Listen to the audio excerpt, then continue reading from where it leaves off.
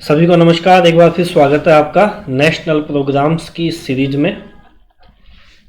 हमने पिछले क्लास में कई इम्पोर्टेंट प्रोग्राम्स के बारे में डिस्कस किया था। आज हम और कुछ इम्पोर्टेंट प्रोग्राम देखने वाले हैं, जिनमें पहला है नेशनल हेल्थ मिशन। एक बहुत इम्पोर्टेंट प्रोग्राम है। ज़्यादातर प्रोग्राम जो भी चल रहे हैं वो सब इसी के अंडर में आते हैं, और ये जो CHO की पोस्ट है ये भी नेशनल हेल्थ मिशन के अंतर्गत ही होने वाली है। तो एक तो ये अम्ब्रेला मिशन या स्कीम। अम्ब्रेला का मतलब क्या होता है, जैसे एक छाता होता है ना, उसके अंदर कई सारे लोग आ सकते हैं। ऐसे ही एक अम्ब्रेला मिशन है, यानी एक प्रोग्राम के अंतर्गत कई सारे प्रोग्राम, और इसमें दो सब मिशन है। एक तो NRHM और एक NUHM। NRHM national rural health mission, NUHM national urban health mission. तो सबसे पहले क्या किया, सरकार का मेन उद्देश्य था मैटरनल और न्यूबॉर्न हेल्थ को सुधारना, इनकी डेथ रेट को कम करना। इसके लिए सरकार ने कई सारे प्रोग्राम लॉन्च किए। जैसे 1992 में एक CSSM प्रोग्राम चलता था, child survival and safe motherhood programme. फिर 1997 में आया RCH first, reproductive and child health first phase. फिर 2005 में आया RCH का सेकेंड फेज। 2005 में NRHM आया। 2013 में फिर RMNCH+A स्ट्रेटेजी आई, जिसके बारे में हम आगे पढ़ेंगे। फिर 2013 में NHM आया, और NRHM को इसी में शामिल कर लिया गया। और 2014 में एक आया इंडिया न्यूबॉर्न एक्शन प्लान। तो NHM के टारगेट्स क्या थे और उसने क्या क्या अचीव किया, ये हालांकि एग्जाम में नहीं पूछे जाएंगे, पर हमें ये ध्यान रहे कि NHM क्या क्या काम करता है। तो जैसे IMR को कम करना, MMR को कम करना, TFR को कम करना, ट्यूबरकुलोसिस से जो भी डिजीज, मतलब एनुअल कितने TB के मरीज आ रहे हैं और उनसे कितने मॉर्टेलिटी हो रही है, इसको आधा करना। तो ऐसा किया भी। इसके अलावा लेप्रोसी में पेशेंट जो है वो 10,000 में एक या एक से कम होना चाहिए, इसका प्रयास करना। तो ऐसा भी NHM के थ्रू हो गया। ऐसे मलेरिया 1000 लोगों में एक से कम होना चाहिए, और लेस देन 1% माइक्रोफाइलेरिया के पेशेंट होने चाहिए, कालाजार को ख़त्म करना है। तो ये सब कुछ एक ऐसे टारगेट्स NHM को दिए गए थे, और NHM ने अचीव क्या क्या किया। ये याद करने के लिए नहीं है, बस ये समझने के लिए है कि NHM क्या क्या काम करता है।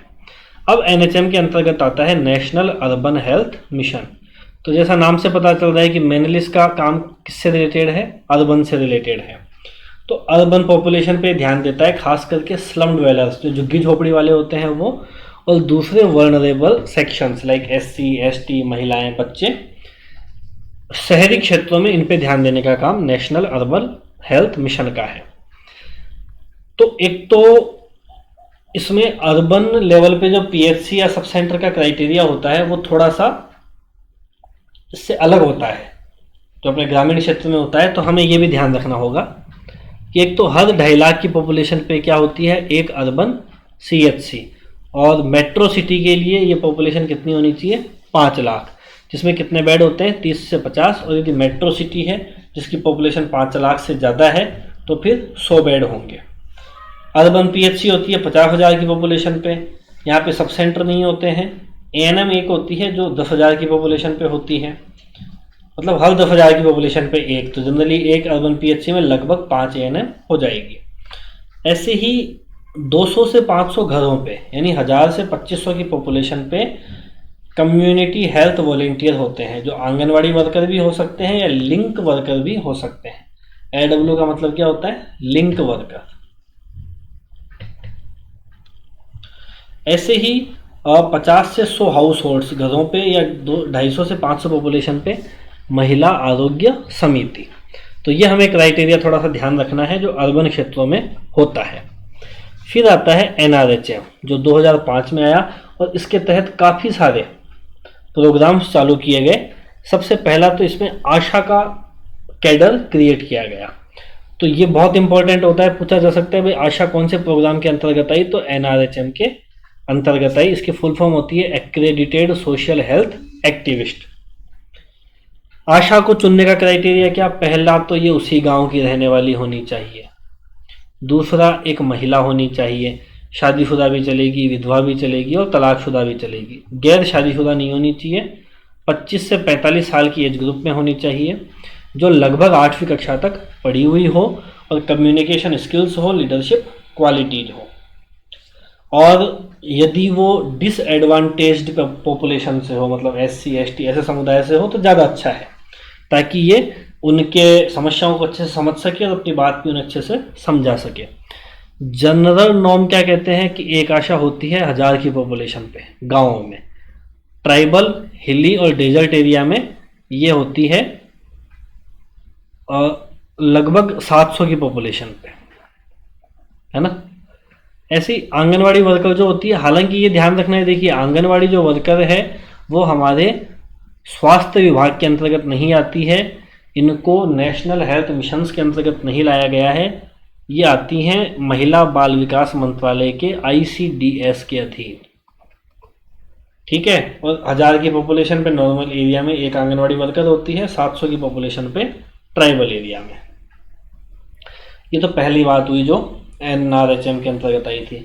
दूसरा, जो भी फैसिलिटीज हैं, सब सेंटर, PHC CHC, उनकी स्ट्रेंथनिंग करनी, मतलब उनको थोड़ा और सुधारना, ये काम भी NRHM में किया गया। तो एक तो एसेंशियल ड्रग्स की सप्लाई सब सेंटरों पे की जाने लगी, पहले सब सेंटरों पे मेडिसिन सप्लाई नहीं होती थी, अब की जाने लगी। और जहाँ पर थोड़ा वर्कलोड ज़्यादा है या जहाँ पे डिलीवरी वगैरह होती है, वहाँ पे एक एक्स्ट्रा मल्टीपर्पज़ वर्कर की प्रोविजंस किए गए। और इसके अलावा कुछ राज्यों में सब सेंटरों को 10,000 रुपये सालाना अनटाइड फंड दिया जाने लगा। राजस्थान में ये कितना है, 20,000 रुपये वार्षिक अनटाइड फंड सब सेंटर को दिया जाता है। और उनमें से जो sub centre health and wellness centre बन गए हैं उनको दिया जाता है अनटाइड फंड 50,000 रुपये वार्षिक। तो ये हमें राशि ध्यान रखनी है कि 50,000 रुपये हेल्थ वेलनेस सेंटर वाले सब सेंटरों को और बाकी सब सेंटरों को 20,000 रुपये। ऐसे ही PHC पे भी कुछ और सुविधाएं बढ़ाई गई, जैसे वहाँ पर भी एसेंशियल ड्रग्स की पर्याप्त मात्रा में और रेगुलर सप्लाई होनी चाहिए, और इक्विपमेंट्स दिए गए कुछ और PHC को। इसके अलावा ये प्रोविज़न किया गया कि कम से कम 50% PHC पे तो 24 आवर सर्विस होनी चाहिए, और साथ ही साथ एक आयुष प्रैक्टिशनर भी लगभग 50% PHC पे तो होना ही चाहिए। जो स्टैंडर्ड ट्रीटमेंट गाइडलाइंस हैं उनको फॉलो करे PHC। जहाँ पे ज़रूरत है वहाँ पे ऐसी PHCओं को 24 घंटे रेफरल सर्विस के रूप में तैयार करें कि हाँ भाई वहाँ ले जाओ, हमेशा मिलता है, 24 घंटे में कोई ना कोई मिल ही जाएगा। और ऐसी जगहों पे एक दूसरे डॉक्टर का भी प्रोविज़न हो, और एक मेल एक फीमेल हो तो ज़्यादा अच्छा है। और इसके अलावा जो भी अभी प्रोग्राम चल रहे हैं, चाहे वो कम्युनिकेबल डिजीज को लेके हो चाहे नॉन कम्युनिकेबल डिजीज को लेके हो, उनको और अच्छे से किया जाए। ऐसे ही CHC पे, तो CHCओं को सभी को 24 hours first referral unit FRU बनाया गया। कई बार प्रश्न आ जाता है कि FRU क्या है होता है, तो FRU हमें ध्यान रखना है CHC होती है। और कोशिश की गई कि हर CHC पे एक एनेस्थेटिस्ट हो। इसके अलावा IPHS Indian public health standard कुछ नियम बनाए गए और उनको सभी CHCओं पे लागू किया गया।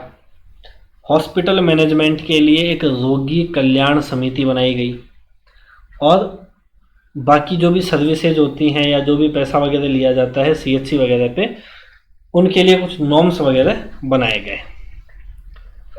अब मेजर इनिशिएटिव जो NRHM के अंतर्गत और विशेष योजनाएं वगैरह चली वो क्या क्या थी, तो एक तो आशा थी, इसकी हम बात कर चुके। दूसरी हुई रोगी कल्याण समिति, इसको पेशेंट वेलफेयर कमेटी या हॉस्पिटल मैनेजमेंट सोसाइटी भी कहते हैं। ये एक रजिस्टर्ड सोसाइटी होती है, एक सोसाइटी रजिस्ट्रेशन एक्ट होता है जो 1860 का था, उसके तहत इनको रजिस्टर किया जाता है। और इसके अंदर जो जो भी मेंबर्स होते हैं वो हॉस्पिटल्स से रिलेटेड जो भी काम है उनको देखना, या जो पैसा आया है उसको कहाँ कहाँ लगाना है एंटाइड फंड वाले पैसे को, ये सब काम ये करते हैं। इसके लिए बनाई गई रोगी कल्याण समिति। हर गांव में एक कमेटी बनाई गई जिसका नाम था VHSNC, village health sanitation and nutrition committee. ये बहुत इंपॉर्टेंट है। इसमें न्यूनतम कितने सदस्य हो सकते हैं? 15। ये भी लेटेस्ट गाइडलाइन चेंज हुई है, इससे पहले शायद 10 सदस्य थे, अभी हो गए हैं 15। और कौन कौन हो सकते हैं सदस्य? जो भी ग्राम पंचायत के चुने हुए सदस्य हो सकते हैं वो होते हैं, आशा तो होती ही है, और या फिर सरकार की स्वास्थ्य से संबंधित सेवाओं के जो अन्य कर्मचारी हैं, जैसे एएनएम हो गई, आंगनवाड़ी कार्यकर्ता हो गई, स्कूल के टीचर हो गए, मनरेगा के कोई कोऑर्डिनेटर है, या वहाँ पे कोई एईएन जेईएन, कुछ जो भी उस गांव में रहने वाले हों वो सदस्य हो सकते हैं। सेल्फ हेल्प ग्रुप यदि वहाँ बने हुए हैं, स्वयं सहायता समूह SHG, इनके मेंबर हो सकते हैं। यदि फॉरेस्ट मैनेजमेंट ग्रुप वहाँ बने हुए हैं उसके सदस्य हो सकते हैं। और कुछ सेवा उपयोगकर्ता, मतलब जो सेवाएं लेते हैं, जैसे गर्भवती महिलाएं, है ना, वो भी इसके सदस्य हो सकते हैं। ये बात इंपॉर्टेंट है कि 50% सदस्य महिलाएं होनी चाहिए। अध्यक्ष कौन बनेगा? तो कोई भी महिला पंचायत प्रतिनिधि को अध्यक्ष बनाया जा सकता है, लेकिन सदस्य सचिव और संयोजक आशा होती है। कई लोग कंफ्यूज हो जाते हैं कि आशा इसकी अध्यक्ष होती है, तो आशा इसकी अध्यक्ष नहीं होती है। अध्यक्ष कोई भी हो सकता है महिला, लेकिन सदस्य सचिव और संयोजक आशा ही होगी। और VHSNC को 10,000 रुपये सालाना मिलते हैं, जिसके तहत वो गाँव में हेल्थ, सैनिटेशन और न्यूट्रिशन से रिलेटेड काम करते हैं। इसके अलावा जननी सुरक्षा योजना और जननी शिशु सुरक्षा योजनाएं, 2 योजनाएं चलाई गई, इनके बारे में आगे पढ़ेंगे हम। एक चलाई गई national mobile medical unit, NMMU, मतलब लोगों के घर घर में जाके, जो भी ऐसे दूर दराज के क्षेत्रों में रहते हैं, remote, difficult, under served and unreached area, ऐसी जगहों तक हेल्थ केयर की पहुंच बनाना, ये इसका मुख्य उद्देश्य था। तो खास करके जो ग्रामीण क्षेत्र होते हैं, वर्नरेबल और अंडर सर्व्ड एरियाज हैं, है ना, दुर्गम पहाड़ी क्षेत्र है, घाटी वाले क्षेत्र है, जहाँ पे वहाँ के लोगों का सामान्यतः हॉस्पिटल आना संभव नहीं हो पाता है, क्योंकि उनके पास साधन नहीं है, पब्लिक व्हीकल्स वहाँ चलते नहीं हैं। तो ऐसे लोगों के लिए गवर्नमेंट ने नेशनल मोबाइल मेडिकल यूनिट की व्यवस्था NRHM के तहत की है। यहाँ पर एक इम्पॉर्टेंट बात है कि इसमें पेशेंट नहीं आते जाते हैं। इसमें जो भी मेडिकल टीम होती है, डॉक्टर, नर्सेज, फार्मासिस्ट वगैरह, वो बैठ के दवाइयाँ लेके वहाँ जाते हैं, कैंप वगैरह लगाते हैं, जो भी दवाई देनी होती है, ट्रीटमेंट करना होता है, वो किया जाता है। इसमें पेशेंटों का ट्रांसफ़र नहीं होता है। ये कुछ फैक्ट्स हैं, फिगर्स हैं कि हर 10 लाख की पॉपुलेशन पे एक MMU मोबाइल मेडिकल यूनिट होनी चाहिए। और एक ज़िले में अधिकतम कितनी MMU हो सकती है? 5। MMU में कौन कौन होना चाहिए? एक मेडिकल ऑफिसर, एक नर्स, एक LT, एक फार्मासिस्ट, और कोई एडमिनिस्ट्रेटिव असिस्टेंट भी हो, और एक ड्राइवर। तो इतने लोग एक NMMU में होने चाहिए। इसके अलावा NRHM के तहत एक नेशनल एम्बुलेंस सर्विस चालू की गई, 108। राजस्थान में 104 भी चलती है। 108 होती है किसी भी टाइप की इमरजेंसी के लिए, लेकिन जो 104 होती हैं वो केवल प्रेग्नेंट लेडीज और बच्चों के लिए ही है, जिनको जननी शिशु सुरक्षा कार्यक्रम के अंतर्गत सुविधा मिली हुई होती है। 104 में नॉर्मल पेशेंट या नॉर्मल इमरजेंसियाँ नहीं जाती है, वो 108 में ही जाती है। इसके अलावा एक लाया गया MCTS के बारे में हम बात कर चुके हैं। अब आती है जननी सुरक्षा योजना, JSY, एक बहुत महत्वपूर्ण योजना है, 2005 से चल रही है। इस योजना का मुख्य उद्देश्य क्या था कि डिलीवरी इंस्टीट्यूट पे हो। पहले घरों पे डिलीवरियाँ होती थी, उसके कारण MMR, IMR ये सब बढ़े हुए थे। तो इस योजना को लाने का उद्देश्य यही था कि महिलाएं अधिक से अधिक इंस्टीट्यूशनल डिलीवरी करवाएं। इसके तहत उन्हें इंसेंटिव देने का प्रावधान किया गया। इंसेंटिव लो परफॉर्मिंग स्टेट और हाई परफॉर्मिंग स्टेट में अलग अलग है। राजस्थान हमारा लो परफॉर्मिंग स्टेट में आता है। तो इसमें देखिए, मैं केवल लो परफॉर्मिंग स्टेट का पढ़ के बता देता हूँ, HPS आप खुद से समझ जाएंगे। LPS में माता को मिलते हैं 1400 रुपये यदि वो ग्रामीण क्षेत्र की है, और आशा को मिलते हैं 600 रुपये। 300 रुपये तो मिलते हैं उसको ANC वाले कंपोनेंट के लिए, यदि उसने पूरी ANC वगैरह की सब जांचें करवाई है तो आशा को 300 रुपये मिलेंगे। और जब डिलीवरी होने वाली है महिला की, उस समय वो उसके साथ यदि उसको लेके संस्था तक आई है तो उसको 300 रुपये और मिलेंगे। इस तरह से आशा को मिलते हैं 600 रुपये। तो टोटल हो गए LPS वालों को 2000, 1400 माता को मिलेंगे, 600 आशा को मिलेंगे रूरल एरियाज में। अर्बन एरियाज में माता को 1000 रुपये मिलते हैं और आशा को 400 मिलते हैं, 200 ANC के और 200 उसको साथ में लाने के। ये राशि हमें ध्यान रखनी है, ठीक है। अब एक स्कीम आती है वंदे मातरम स्कीम। वंदे मातरम स्कीम में क्या होता है, जो प्राइवेट क्लिनिक वाले होते हैं, ऑब्स्टेट्रिक्सियाल वाले या गायनिक स्पेशलिस्ट हैं, मैटरनिटी होम है, नर्सिंग होम है, ऐसे जो लोग होते हैं वो यदि चाहें तो सेफ मदरहुड सर्विसेज में अपना योगदान दे सकते हैं। उनके क्लिनिक पे एक लोगो लगा दिया जाता है, वंदे मातरम लोगो, और उनको सरकार की तरफ से आयरन, फॉलिक एसिड की टैबलेट, ओरल पिल्स, TT के इंजेक्शन, ये सब प्रोवाइड करवाए जाते हैं निःशुल्क, ताकि वो भी आगे अपने पेशेंटों को निःशुल्क ये सुविधाएं दे सके। और इनमें जो भी महिलाएं वगैरह आ रही हैं उनको एक वंदे मातरम कार्ड दिया जाएगा इनके द्वारा, और वंदे मातरम कार्ड लेकर यदि वो महिला गवर्नमेंट हॉस्पिटल में आएगी तो उसका विशेष ध्यान रखना है। ये बातें वंदे मातरम स्कीम के तहत है, पर इनमें डॉक्टरों वगैरह को कोई पैसा या इंसेंटिव नहीं दिया जाता है, बस इनको केवल ये सामान दे दिया जाता है ताकि ये अपने पेशेंट्स को इनको निःशुल्क प्रोवाइड करवा सके। एक आता है village health and nutrition day. ये हर आंगनवाड़ी सेंटर पर महीने में एक बार मनाया जाता है।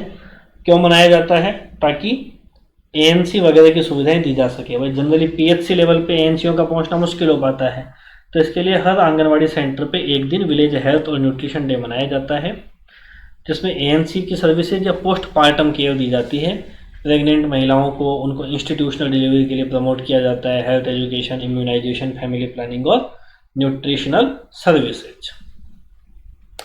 अब आता है JSSK। एक और इम्पोर्टेंट स्कीम है जननी शिशु सुरक्षा कार्यक्रम। ये आई 2011 में।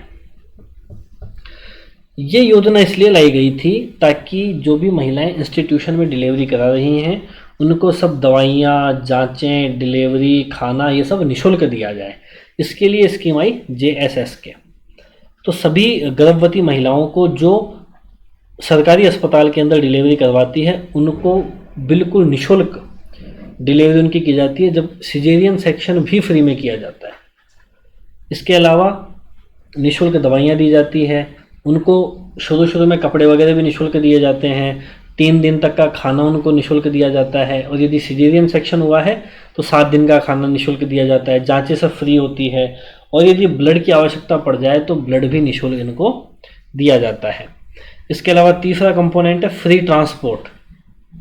जो 104 गाड़ी होती है उसके तहत घर से इंस्टीट्यूशन यदि रेफर करना पड़ जाए तो एक इंस्टीट्यूशन से दूसरे इंस्टीट्यूशन और वापस वहाँ से उनको घर छोड़ना, ये भी जननी शिशु सुरक्षा कार्यक्रम के अंतर्गत किया जाता है महिलाओं के लिए। और ऐसे ही जो बच्चे हैं जन्म के 30 दिन बाद तक, बच्चों के लिए भी ये जो ट्रांसपोर्ट वाली फैसिलिटीज़ है ये प्रोवाइड करवाई जाती है। और अभी ये सर्विस जो है इसको ANC के लिए, PNC के लिए और सिक इन्फेंट्स यानी 1 साल तक के बच्चों के लिए भी बढ़ा दिया गया है। अब एक आता है integrated management of neonatal and childhood illness. मतलब जो छोटे बच्चे हैं लगभग 1 साल तक के, 2 साल तक के, और साथ में चाइल्डहुड मतलब 5 साल तक के, इन बच्चों का एक साथ कैसे ट्रीटमेंट हो। कहने का मतलब इसी एज में कैसे ध्यान रखा जाए ताकि चाइल्डहुड की इलनेस को रोका जा सके। इसके लिए एक प्रोग्राम चलाया गया था। इसमें कुछ एक शब्द हमें ध्यान रखने हैं बस, और हमें कुछ ध्यान नहीं रखना है कि एक तो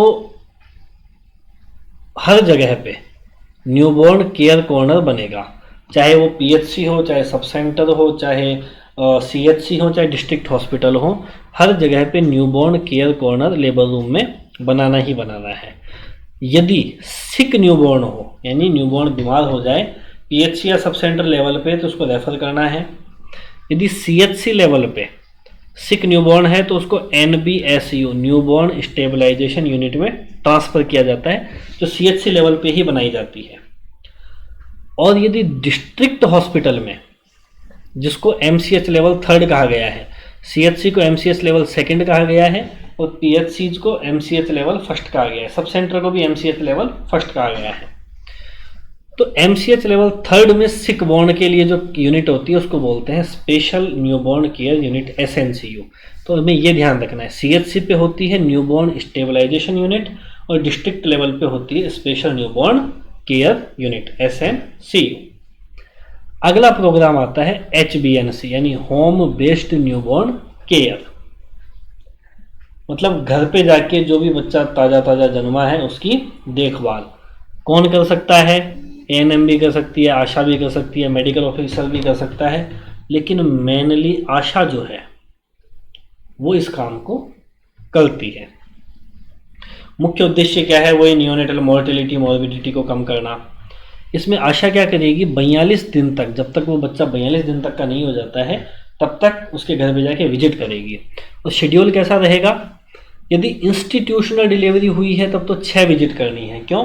क्योंकि 2 दिन तो महिला हॉस्पिटल में ही रहती है, 30वें दिन, 7वें दिन, 14वें दिन, 21वें दिन, 28वें दिन और 42वें दिन। और यदि होम डिलीवरी हुई है तो इस केस में 7 विजिट, क्योंकि एक पहले दिन की विजिट एक्स्ट्रा जुड़ जाएगी। और यदि C सेक्शन हुआ है तो इसका मतलब महिला लगभग 5-6 दिन हॉस्पिटल में ही रहती है, जनरली 7 दिन रहती है, तो विजिट जो है वो फिर शुरू होगी 7वें दिन से और 1, 2, 3, 4 और 5 विजिट टोटल होगी। और यदि आशा ये सारी विजिट करती है तो उसको 250 रुपये इंसेंटिव मिलता है। अब आता है RBS के, राष्ट्रीय बाल स्वास्थ्य कार्यक्रम, 2013 में आया था और इसका उद्देश्य क्या था कि 4D को पहचानना और उनका मैनेजमेंट करना। 4D कौन कौन से हैं? Defects at birth, disease in children, deficiency condition और डेवलपमेंट डिलेज इंक्लूडिंग डिसेबिलिटीज। ये हमें 4D ध्यान रखने हैं जो राष्ट्रीय बाल स्वास्थ्य कार्यक्रम से रिलेटेड हैं। अब कुल मिला के इसमें 30 बीमारियों को कवर किया गया है। जनरली देखो एग्जाम्स में ऐसा देखा गया है कि वो इन बीमारियों के बारे में भी पूछ लेते हैं, तो मेरा तो यही मानना है कि आपको बीमारियां याद कर लेनी चाहिए, बस ज़्यादा कठिन है नहीं। जैसे जन्म के समय के डिफेक्ट कौन कौन से हैं? तो neural tube, down syndrome, cleft lip, cleft palate, club foot, development dysplasia of hip, congenital cataract, deafness, heart disease और रेटिनोपैथी। ये 9 डिजीज हैं डिफेक्ट्स एट बर्थ। डेफिशिएंसी जिसमें 5 ली गई है, anaemia, vitamin A, vitamin D, SAM और goitre. और ऐसे childhood की डिजीज जिसमें skin disease, otitis media, rheumatoid heart, reactive airway disease, dental caries और कन्वर्जिव डिसऑर्डर। और डेवलपमेंटल डिलेज और डिसेबिलिटीज में ये 10 ली गई हैं। Vision impairment, hearing, neuromotor, motor delay, cognitive, language delay, behavioural, learning, attention deficit hyper activity disorder. और ये last की 3 है जो ऑप्शनल हैं, इनकी हो भी सकती है, नहीं भी, कोई ज़रूरी नहीं है। तो बाकी 29 का तो डिटेक्शन और मैनेजमेंट RBS के में करना ही करना है। अब प्रोग्राम का इम्प्लीमेंटेशन कैसे होता है? तो न्यूबॉर्न के लिए एक तो फैसिलिटी पे ही न्यूबॉर्न की स्क्रीनिंग हो जाती है कि ये जो न्यूबॉर्न वाली डिजीज है, ये डिफेक्ट्स एट बर्थ, इनकी स्क्रीनिंग की जाती है और यदि ये मिलते हैं तो फिर संबंधित अथॉरिटी को इनकी सूचना दे दी जाती है। और जो आशा विजिट करती है घर पे 6 विजिट या 42 दिन तक की जो विजिट होती है उसमें वो जांच करती है कोई न्यूबॉर्न डिफेक्ट तो नहीं है। 6 वीक से लेकर 6 साल तक इन बच्चों की जांच आंगनवाड़ी सेंटर पे की जाती है, एक मोबाइल हेल्थ टीम बनाई जाती है उसके द्वारा। और 6 साल से लेकर 18 साल तक के बच्चों की जांच साल में एक बार सरकारी स्कूलों में और जो सरकार से अनुदान प्राप्त स्कूलें होती हैं उनमें ये जांच की जाती है। आंगनवाड़ी सेंटर्स पे बच्चों की स्क्रीनिंग साल में 2 बार होनी चाहिए और स्कूल वाले बच्चों की स्क्रीनिंग साल में 1 बार होनी चाहिए। और हर ब्लॉक लेवल पे यानी हर ब्लॉक या तहसील लेवल पे कम से कम 2 मोबाइल हेल्थ टीम होनी चाहिए, टीम A और टीम B। ये हो गया हमारा राष्ट्रीय बाल स्वास्थ्य कार्यक्रम। अब एक और इम्पोर्टेंट प्रोग्राम आता है RMNCH+A। इसकी फुल फॉर्म क्या होती है? Reproductive, maternal, neonatal, child health. पहले केवल RMNCH था, बाद में इसमें +A और जोड़ा गया, मतलब एडल्सेंट। तो महिलाओं की रिप्रोडक्टिव एज से लेके और बालकों के एडolescent होने तक जो भी स्ट्रेटेजीज हैं वो सब इस प्रोग्राम में शामिल होती हैं। तो ये मैंने एक टेबल दी है जिसमें मैटरनल और चाइल्ड डेथ के कॉजेज बताए हैं। कई बार ये प्रश्न पूछ लिया जाता है कि सबसे ज़्यादा मैटरनल डेथ किस कारण होती है, सबसे ज़्यादा चाइल्ड डेथ किस कारण होती है। तो यहाँ से हमें पता लग जाएगा कि जैसे इनडायरेक्ट वाले को तो छोड़ दीजिए, तो बाकी फिर सबसे ज़्यादा मैटरनल डेथ किससे होगी, हेमरेज यानी एनीमिया से। फिर उससे कम किससे होगी, तो हाइपरटेंशन। उससे कम सेप्सिस। देन अदर डायरेक्ट है तो इसको भी छोड़ सकते हैं, देन एबॉर्शन, देन एम्बोलिज्म। तो हमें मेनली ये ध्यान रखना है कि सबसे ज़्यादा किससे होती है। ऐसे न्यूबॉर्न्स पहले महीने में सबसे ज़्यादा डेथ होती है प्री टर्म के कारण, फिर होती है इंट्रापार्टम के कारण, और उसके बाद में किस कारण होती है, सेप्सिस के कारण। ऐसे ही 5 साल के बच्चों तक जो सबसे ज़्यादा डेथ होती है वो न्यूमोनिया है, मतलब सबसे ज़्यादा प्रीटर्म के कारण है कि जो प्रीटर्म बच्चे होते हैं वो जनरली 27.5 बच्चे मर जाते हैं।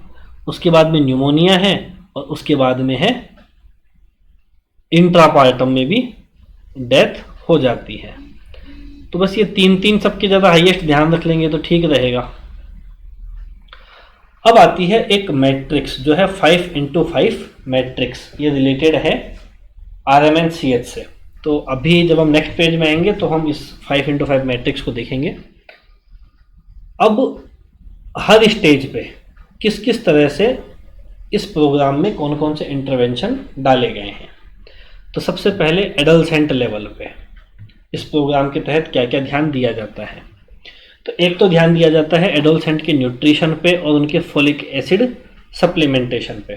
तो इसमें एक प्रोग्राम चलता है जिसका नाम है नेशनल आयरन प्लस इनिशिएटिव। इसमें क्या होता है, 10 से 19 साल के जो बच्चे हैं, चाहे स्कूल में हो और चाहे स्कूल से बाहर हो, उनको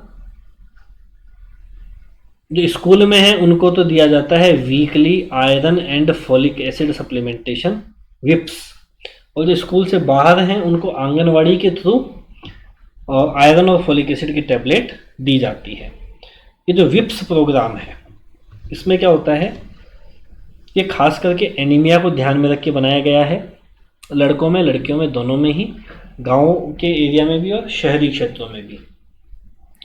6ठी से 12वीं तक के जो बच्चे होते हैं स्कूलों में, उनको फोकस करके ये प्रोग्राम बनाया गया है, और लड़कियां जो स्कूल छोड़ चुकी हैं उनको भी इस प्रोग्राम के अंतर्गत शामिल किया गया है। मतलब लड़के और लड़कियां जो स्कूल में हैं 6ठी से 12वीं तक, और लड़कियां जो स्कूल छोड़ चुकी हैं उनको भी इसमें शामिल किया गया है। इसमें क्या किया जाता है, वीकली आयरन फोलिक एसिड की टैबलेट दी जाती है जिसमें 100 mg आयरन होता है और 0.5 mg या 500 mcg फोलिक एसिड होता है। एनीमिया की जांच की जाती है और जो भी पॉजिटिव पाए जाते हैं उनको रेफर किया जाता है। साल में 2 बार डिवॉर्मिंग एल्बेंडाजोल 400 mg की टैबलेट दी जाती है, और उनको बताया जाता है कि आपको किस तरह से अपनी डाइट्स को सही रखना है ताकि एक तो एनीमिया नहीं हो और दूसरा पेट में कीड़े नहीं पड़े। ये है RMN-CH का 5x5 मैट्रिक्स। देखिए इसमें क्या है, 5 तो टोटल इसमें ये सेगमेंट है, reproductive health, maternal health, newborn health, child health और एडोलसेंट हेल्थ। 5 तो ये है, और हर एक में 5-5 चीज़ों पे फोकस है। जैसे रिप्रोडक्टिव हेल्थ में स्पेसिंग मेथड्स पे, खास करके PPIUCD, इंटरवल IUCD पे भी है। इन दोनों के बारे में मैं आपको बता चुका हूँ। होम डिलीवरी ऑफ कंट्रासेप्टिव जो आशा 1-1 रुपये दे के पहुँचा के आती है, और स्पेसिंग एट बर्थ आशा समझाती है कि 2 के बीच में 3 साल का गैप होना चाहिए। इसके अलावा प्रेगनेंसी टेस्टिंग किट, इनको निश्चय किट बोलते हैं, ये आप याद रखिएगा। सरकारी जो किट आते हैं UPT वाले वो निश्चय किट नाम से आते हैं, उनको पहुंचाना, और एबॉर्शन केयर सर्विसेज और क्वालिटी स्टरलाइजेशन सर्विसेज देना, ये रिप्रोडक्टिव हेल्थ के पार्ट हैं। तो 5 बातें इसमें हैं। ऐसे ही 5 बातें मैटरनल हेल्थ में हैं जिनके बारे में अपन पढ़ चुके हैं, एक बार आप इनकी रीडिंग लगा दीजिएगा। ऐसे ही न्यूबॉर्न हेल्थ के बारे में 5, चाइल्ड हेल्थ के बारे में 5, और एडोलसेंट हेल्थ के बारे में 5 बातें हैं। इसलिए इसको बोलते हैं 5x5 मैट्रिक्स। इसके अलावा इसमें दो चीज़ें और जोड़ दी गई है जो 5x5 मैट्रिक्स का पार्ट नहीं है, अलग से है, तो इसमें नॉर्मल बातें हैं, कोई विशेष बात है नहीं। बस हमें ये ध्यान रखना है कि 5x5 मैट्रिक्स जो है वो RMN-CHA प्लस प्रोग्राम से रिलेटेड है। तो हम एडोलसेंट की बात कर रहे थे, तो एक तो हमने देखा न्यूट्रिशनल के लिए आयरन प्लस इनिशिएटिव चलाया गया है और विप्स प्रोग्राम चलता है। एक अर्श करके इनके लिए एक और प्रोग्राम चलता है, adolescent reproductive and sexual health programme. इसमें क्या होता है कि एडोलसेंट्स के लिए अलग से क्लिनिकों की व्यवस्था की जाती है या उनको अलग से फिक्स डे या टाइम पे बुलाया जाता है कि हाँ बुधवार को 5 से 6 केवल अर्श क्लिनिक का समय होगा, जिसमें उनको बुला के और स्पेशली केवल एडोलसेंट को प्रमोटिव, प्रिवेंटिव, क्यूरेटिव या काउंसलिंग सर्विसेज दी जाती है। ऐसी एक मेंस्ट्रुअल हाइजीन स्कीम चलती है जिसमें 10 से 19 साल की जो लड़कियां हैं उनको सैनिटरी नैपकिन्स, पैड्स अवेलेबल करवाए जाते हैं और ये शायद महीने में 12 नैपकिन्स जो है वो एक बालिका को दी जाती है। इनका नाम क्या रखा गया है, फ्री डेज, ये इनका ब्रांड नेम है और घर घर जाके भी आशा इनको देती है। ये तो हो गई एडोलसेंट से रिलेटेड। फिर ऐसी प्रेगनेंसी और चाइल्ड बर्थ से रिलेटेड, तो एक तो एंटीनेटल केयर पूरी होनी चाहिए, हाई रिस्क प्रेगनेंसी का पता लगाना, ऑब्स्टेट्रिक केयर यानी जो डिलीवरी वगैरह होनी चाहिए वो स्किल्ड होनी चाहिए, ट्रेनिंग लिए हुए स्टाफ के द्वारा की जानी चाहिए और डिलीवरी भी लगभग हमें बढ़ानी है भाई। सब सेंटर पे कम से कम 3 डिलीवरी होनी चाहिए, PHC पे 10 होनी चाहिए, CHC पे 20 होनी चाहिए और डिस्ट्रिक्ट हॉस्पिटल पे 50। जहाँ ऐसा होगा उनको बोला जाएगा delivery point. Immediate essential newborn care resuscitation ये हम पढ़ चुके हैं। ऑब्स्टेट्रिक केयर और न्यूबॉर्न केयर, इसके लिए एक प्रोग्राम चलाया गया नवजात शिशु सुरक्षा कार्यक्रम, जिसमें न्यूबॉर्न केयर कॉर्नर जो हैं वो हर एक डिलीवरी पॉइंट पे एस्टैब्लिश किए गए और जो भी वहाँ पे स्टाफ हैं उनको न्यूबॉर्न केयर और रिससिटेशन के लिए ट्रेनिंग दी गई। इसके अलावा 3 सप्ताह की ट्रेनिंग होती है SBA, इसकी फुल शॉर्ट फॉर्म है SBA, स्किल्ड बर्थ अटेंडेंट। ये आपको पता होनी चाहिए, जो ANM, LHV और स्टाफ नर्स के लिए होती है। ऐसे पोस्टमार्टम केयर ये हम पढ़ ही चुके हैं कि जो फ्रंटलाइन वर्कर, देखिए फ्रंटलाइन वर्कर कहते हैं आशा को। आशा के द्वारा जो विजिट की जाएगी वो कितनी होगी, यदि इंस्टीट्यूशनल डिलीवरी हुई है तो 6 और यदि होम डिलीवरी हुई है तो 7।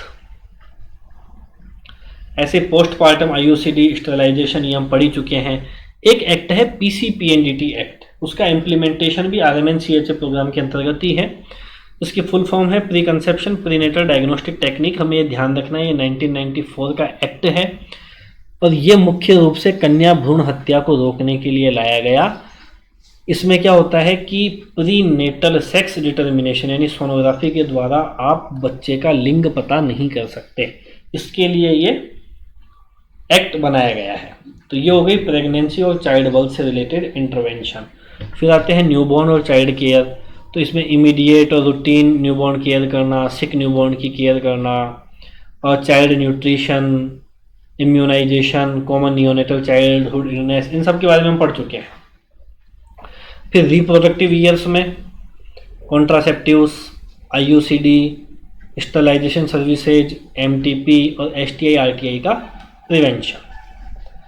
ये बात हुई RMN-CH+A की। फिर आता है एक इंडिया न्यूबॉर्न एक्शन प्लान जो 2014 में आया था, कि ये भी इसी के लिए आया कि जो न्यूबॉर्न की डेथ होती है और जो स्टिल बर्थ होते हैं उनको रोका जा सके। तो इसमें भी जनरली उन्हीं सब बातों पे ध्यान दिया जाता है।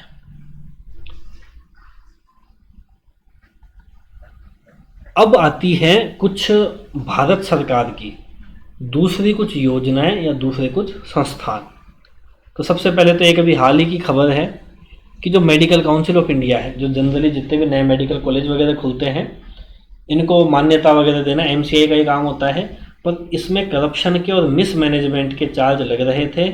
इसलिए अभी हाल ही में नेशनल मेडिकल कमीशन एक्ट आया है और एक नई बॉडी बना दी गई है, नेशनल मेडिकल कमीशन नाम से। मेडिकल काउंसिल ऑफ इंडिया को ख़त्म कर दिया गया है और इसको पूरी पावर दे दी गई है कि मेडिकल कॉलेज में फ़ीस क्या होगी, कैसे इनको खोला जाना है। इसके अलावा एक कॉमन एंट्रेंस एग्ज़ाम होगी और एग्जिट एग्ज़ाम भी होगी, है ना। जब भी डॉक्टर बनने के लिए निकलेंगे उससे पहले एक एग्जिट एग्ज़ाम भी देनी पड़ेगी।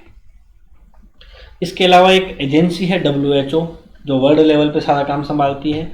एक तो हमें ये ध्यान रखना है कि ये यूनाइटेड नेशन की एक संस्था है। इसका हेडक्वार्टर कहाँ है? जेनेवा, स्विट्ज़रलैंड में, और इसकी स्थापना कब हुई? 1948 में। एक करंट अफेयर की न्यूज़ और है कि आयुष में हम जानते हैं कि 5 तरह की पद्धतियां हैं: आयुर्वेद, योगा, यूनानी, सिद्धा और होम्योपैथी। अभी इसमें सोवा रिगपा नाम से एक मेडिसिन को और ऐड कर दिया गया है, जो तिब्बत की मेडिसिन है। एक नर्सेज के लिए इंडियन नर्सिंग काउंसिल होती है, जो फ्लोरेंस नाइटिंगेल अवार्ड देती है। फ्लोरेंस नाइटिंगेल कौन है? ये है फाउंडर ऑफ मॉडर्न नर्सिंग। ये सवाल कई बार पूछा जाता है, तो ये हमें ध्यान रखना है। इसके अलावा जो आयुष से रिलेटेड नेशनल इंस्टीट्यूट है, ये कहाँ कहाँ पर है, ये हमें पता होनी चाहिए। तो योगा से रिलेटेड जो है उसका नाम है Morarji Desai national institute of yoga. ये कहाँ है? दिल्ली में है। आयुष के लिए अलग अलग नेशनल इंस्टीट्यूट है, जैसे आयुर्वेद के लिए जयपुर में है NIA, नेचुरोपैथी NIN पुणे में है, यूनानी के लिए बेंगलोर, सिद्धा के लिए चेन्नई, होम्योपैथी के लिए कोलकाता और सोवा रिगपा के लिए लेह में है। ऐसे ही आयुष में जितने भी सब्जेक्ट हैं उन सब के लिए सेंट्रल काउंसिल फॉर रिसर्च है। जैसे आयुर्वेद के लिए CCRAS है, ऐसे ही होम्योपैथी के लिए CCRH है ना। तो इनमें से जो सिद्धा है उसका हेडक्वार्टर तो चेन्नई में है और बाकी सबका हेडक्वार्टर कहाँ है? न्यू दिल्ली में है। ये हमको ध्यान होना चाहिए। फिर एक योजना आती है जिसका नाम है प्रधानमंत्री भारतीय जनौषधि परियोजना। इस योजना के तहत जन औषधि स्टोर खोले जाते हैं। आपने आसपास में आपने जनौषधि केंद्र देखे होंगे। कोई भी व्यक्ति इसके लिए अप्लाई कर सकता है और यहाँ पे जेनेरिक दवाइयाँ बेची जाती हैं बहुत सस्ती रेट पे। और भारत सरकार की एक संस्था है BPPI, bureau of pharmaceutical pricing institute. ये इन स्टोर्स को, इन केंद्र को, इन दवाइयों की सप्लाई करता है। तो बस हमें तो ये ध्यान रखना है कि PM भारतीय जनौषधि परियोजना जो है उनके तहत जनौषधि केंद्र खोले जाते हैं जहाँ पे जेनेरिक दवाइयाँ बहुत सस्ती दामों पे बेची जाती हैं और ये स्टोर कहीं भी खोले जा सकते हैं। एक कार्यक्रम आता है सुमन, ये 2019 में लागू हुआ, लॉन्च हुआ। इसकी फुल फॉर्म है सुरक्षित मातृत्व आश्वासन। यदि गर्भवती महिला किसी सरकारी अस्पताल में जाए और उसको या तो किसी सर्विस को देने से मना कर दिया जाए या उसके साथ में ठीक से ट्रीटमेंट नहीं किया जाए, तो वो सुमन पोर्टल पे जाके शिकायत कर सकती है और गवर्नमेंट इस पर तुरंत एक्शन लेगी। फिर आता है प्रधानमंत्री सुरक्षित मातृत्व अभियान, वेरी इंपॉर्टेंट।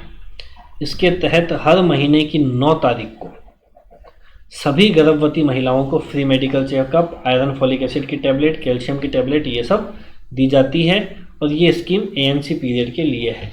जनरली सवाल पूछा जाता है कि कब, तो हर महीने की 9वीं तारीख को। एक लक्ष्य प्रोग्राम आया है जो लेबर रूम के क्वालिटी इंप्रूवमेंट के लिए है, ताकि लेबर रूम ठीक तरीके से रहे, जितना उसमें इक्विपमेंट्स होने चाहिए वो सब, वो साफ़ सफाई रहे, ये सब। और ऐसे ही पूरे हॉस्पिटल की साफ़ सफाई के लिए एक प्रोग्राम चलता है जो है कायाकल्प, और ये स्वच्छ भारत मिशन के अंदर आता है। ऐसे ही एक प्रोग्राम आया माँ, ये 2016 में आया था। इसके फुल फॉर्म है मदर्स एब्सोल्यूट अफेक्शन। ये क्यों चला? ताकि माँ जो है वो शुरू के 6 महीने बच्चों को एक्सक्लूसिव ब्रेस्ट फीडिंग कराए, इसके लिए माँ प्रोग्राम चलाया गया। एक प्रोग्राम है मिशन परिवार विकास, बहुत ही महत्वपूर्ण प्रोग्राम है। ये सभी राज्यों में नहीं है, केवल 8 राज्यों में है, जिनमें से हमारा एक राजस्थान भी है, क्योंकि हमारे यहाँ पे पॉपुलेशन ज़्यादा है, TFR थोड़ी सी ज़्यादा है। तो इस मिशन के लक्ष्य क्या है? एक तो फैमिली प्लानिंग को बढ़ावा देना, ये 2 नए कॉन्ट्रासेप्टिव छाया और अंतरा लाए गए हैं, और TFR को कम करके 2.1 तक लेके आना, ये मिशन परिवार विकास कार्यक्रम का उद्देश्य है। इसके अलावा एक योजना आती है प्रधानमंत्री मातृ वंदना योजना। केवल पहले बच्चे के लिए योजना है और पहले बच्चे होने पर 6,000 रुपये दिए जाते हैं। ये कौन से मंत्रालय के तहत है? तो महिला बाल विकास मंत्रालय के तहत है, और कुल मिला के और पहली, दूसरी, तीसरी और चौथी इंस्टॉलमेंट में 6,000 रुपये इसमें दिए जाते हैं। ठीक है, और इसका योजना का टारगेट यही है कि महिला को जो है डिलीवरी के पहले और बाद में काम नहीं करना पड़े, क्योंकि जनरली ऐसा होता है कि प्रेगनेंसी में भी जो गरीब महिलाएं उन्हें काम करना पड़ता है, जिसके कारण मैटरनल डेथ के या फिर इन्फेंट डेथ के चांस ज़्यादा रहते हैं। तो इसके लिए प्रोग्राम चलाया गया है मातृवंदना योजना, जिसमें 6,000 रुपये दिए जाते हैं 4 इंस्टॉलमेंट में। ये रुपए तभी दिए जाएंगे जब वो बराबर एएनसी चेकअप के लिए जाएगी, वैक्सीनेशन बराबर होगा, इस तरीके से। और जो गवर्नमेंट जॉब में महिलाएं हैं या किसी पब्लिक सेक्टर एंटरप्राइज में काम कर रही है, उन पे लागू नहीं होगा। इसके अलावा 19 साल से कम उम्र की महिलाओं पे लागू नहीं होगा, और केवल पहले बच्चे पे ये योजना लागू होती है। अगली महत्वपूर्ण योजना है आयुष्मान भारत। ऐसा देखा गया कि जो इन पेशेंट हॉस्पिटलाइजेशन है, मतलब हॉस्पिटल में रहना, वो ज़्यादा बढ़ा है, और इसके कारण खर्चा भी, जो आउट ऑफ पॉकेट एक्सपेंडिचर है, वो भी बहुत ज़्यादा बढ़ गया है, जिसके कारण काफ़ी लोग गरीबी के दलदल में धंस जा रहे हैं केवल अपनी हेल्थ सर्विसेज के कारण। तो इसके लिए प्रोग्राम लाया गया, जिसमें 2 कंपोनेंट है। पहला तो है कि 1.5 lakh primary health care centre और सब सेंटर को हेल्थ वेलनेस सेंटर में तब्दील किया जाएगा, जिसमें ये 12 तरह की सर्विसेज दी जाएंगी। और आयुष्मान भारत का दूसरा कंपोनेंट है नेशनल हेल्थ प्रोटेक्शन स्कीम, जिसका बाद में नाम बदल के क्या कर दिया गया, प्रधानमंत्री जन आरोग्य योजना। इसका मोटो आपको ध्यान रखना है, स्वास्थ्य है आपका, साथ हमारा, ये इसका मोटो है। रांची झारखंड से इस योजना को चालू किया गया था।